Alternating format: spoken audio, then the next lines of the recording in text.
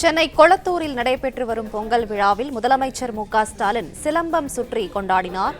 கூடுதல் விவரங்களை செய்தியாளர் ராஜகுமரன் வழங்க கேட்கலாம். ராஜகுமரன், வணக்கம். விவரங்களை சொல்லுங்க.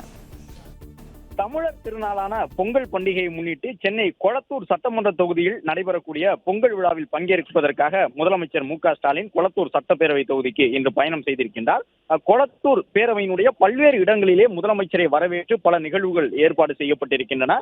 முதலமைச்சர் மற்றும் துர்கா ஸ்டாலின் ஆகியோர் இணைந்து பெண்கள் வழங்கிய வரவேற்பினை ஏற்றுக்கொண்டிருக்கின்றார்கள். பல இடங்களில் அந்த காளைகள் நிறுத்தப்பட்டிருந்தன, பசுவும் கன்றும் நிறுத்தப்பட்டிருந்தது. அவற்றுக்கெல்லாம் முதலமைச்சர் துர்கா ஸ்டாலின் அவர்களோடு சேர்ந்து பழங்களை வழங்கியிருந்தார்.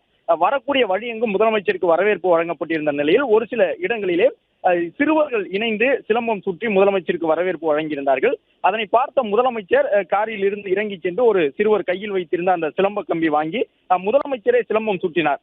அது மட்டுமல்லாமல் இரண்டு பக்கமும் மாறி மாறி சிலம்பம் சுற்றி அசத்தினார். அங்கே இருந்த அமைச்சர் சேகர்பாபு மற்றும் திமுகவினுடைய தொண்டர்கள் ஆரவாரத்தோடு முதலமைச்சர் சிலம்பம் சுற்றக்கூடிய அந்த நிகழ்வை பார்த்தார்கள். கிட்டத்தட்ட ஒரு 10 சுழலுக்கு மேலே தொடர்ந்து முதலமைச்சர் சிலம்பம் சுற்றி அசத்தினார். அது மட்டுமல்லாமல் செல்லக்கூடிய வழிகளிலே ஏராளமானவர்கள் இந்த அனிதா அச்சீவர்ஸ் அகாடமி உள்ளிட்ட மாணவிகள் எல்லாம் இணைந்து பொங்கல் வைத்திருந்தார்கள்.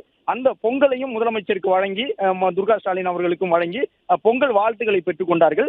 இப்பொழுது அனிதா அச்சீவர்ஸ் அகாடமி சார்பில் நடைபெறக்கூடிய நிகழ்விலே பொங்கல் பரிசுகளை வழங்கி முதலமைச்சர் தமிழர் திருநாளான பொங்கல் பண்டிகையினை முன்னிட்டு சிறப்புரையாற்ற இருக்கின்றார்.